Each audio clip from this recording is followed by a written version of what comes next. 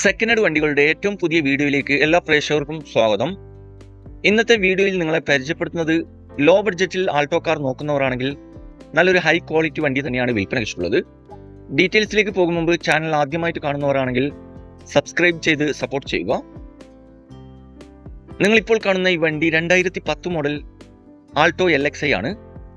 Accident ഹിസ്റ്ററിയോ flood എഫക്റ്റോ റീപ്ലേസോ വേറെ അപാധകളോ ഒന്നും തന്നെ ഇല്ല.